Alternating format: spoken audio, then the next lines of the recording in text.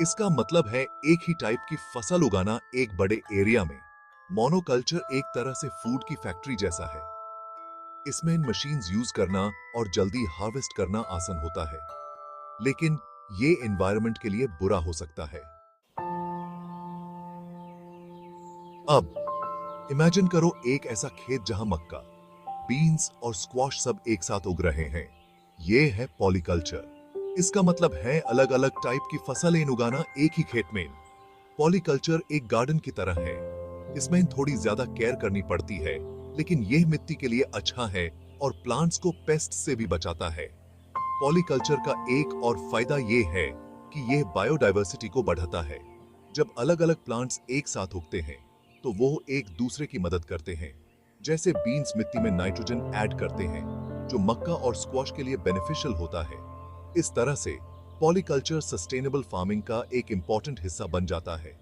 ये मेथड न सिर्फ फसलों की प्रोडक्टिविटी बढ़ाता है, बल्कि एनवायरनमेंट को भी प्रोटेक्ट करता है। तो पॉलीकल्चर को अपनाना एक स्मार्ट और इको फ्रेंडली चॉइस है। Section 4: Nature's Balance and Farming. Farming practices have a significant impact on the environment, and understanding this balance is crucial for sustainable agriculture. Monoculture environment को नुकसान पहुंचा सकता है। जब एक ही टाइप का क्रॉप बार-बार उगाया जाता है, तो जमीन की फर्टिलिटी कम हो जाती है और सॉइल इरोजन भी बढ़ जाता है। इसमें बहुत सारे केमिकल्स यूज होते हैं जो पानी को गंदा कर सकते हैं।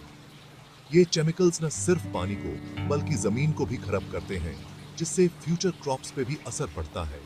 इससे प्लांट्स और एनिमल्स की वैरायटी भी कम होती है। बायोडायवर्सिटी का कम होना इकोसिस्टम के लिए खतरनाक हो सकता है, क्योंकि हर स्पीशीज का अपना एक रोल होता है। पॉलीकल्चर ज्यादा नेचुरल है। इसमें अलग अलग क्रॉप्स को साथ में उगाया जाता है, जो जमीन की फर्टिलिटी को बनाए रखता है और पेस्ट्स को भी कंट्रोल करता है। अलग अलग प्लांट्स एक दूसरे को बढ़ने में मदद करते हैं। कंपेनियन प्लांटिंग से प्लांट्स को जरूरी न्यूट्रिएंट्स मिलते हैं और उनकी ग्रोथ भी अच्छी होती है। ये एक जंगल की तरह है, जहां बहुत सारे प्लांट्स और एनिमल्स साथ में रहते हैं। इस तरह के इकोसिस्टम में हर स्पीसीज का अपना एक महत्वपूर्ण रोल होता है, जो नेचर की बैलेंस को बनाए रखता है। Section 5: Farmers and their soil. Farmers are the backbone of our agricultural system, and their relationship with the soil is crucial for sustainable farming. Monoculture की वजह से फ्यूचर में खाना उगाना मुश्किल हो सकता है। जब एक ही टाइप की क्रॉप बार-बार उगाई जाती है, तो मिट्टी से वही न्यूट्रिएंट्स बार-बार निकल जाते हैं। केमिकल्स मिट्टी को खराब कर देते हैं, जिससे वो कम फर्टाइल हो जाती है। ये केमिकल्स न सिर्फ मिट्टी को बल्कि पानी और हवा को भी पोल्यूट करते हैं। किसानों को हर साल ज्यादा से ज्यादा केमिकल्स यूज करने पड़ते हैं। ये एक विशियस साइकिल बन जाता है, जहां मिट्टी की फर्टिलिटी कम होती जाती है और केमिकल्स का इस्तेमाल बढ़ता जाता है। पॉलीकल्चर मिट्टी को हेल्थी रखने में मदद करता है। अलग अलग क्रॉप्स उगाने से मिट्टी में अलग अलग न्यूट्रिएंट्स वापस आते हैं, जो उसकी फर्टिलिटी को बनाए रखते हैं। अलग अलग प्लांट्स मिट्टी को अलग अलग न्यूट्रिएंट्स देते हैं। ये एक नेचुरल बैलेंस बनाए रखते हैं, जिससे मिट्टी हेल्थी और फर्टाइल रहती है। इससे किसान बहुत सालों तक खाना उगा सकते हैं। सस्टेनेबल फार्मिंग प्रैक्टिसेस जैसे पॉलीकल्चर से न सिर्फ मिट्टी हेल्थी रहती है, बल्कि किसानों की इनकम भी बढ़ती है।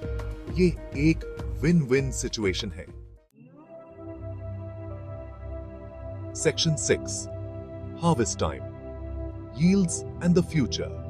ऐसा लग सकता है कि मोनोकल्चर में ज्यादा खाना उगता है, लेकिन ये लंबी रेस में एनवायरनमेंट को कमजोर करता है।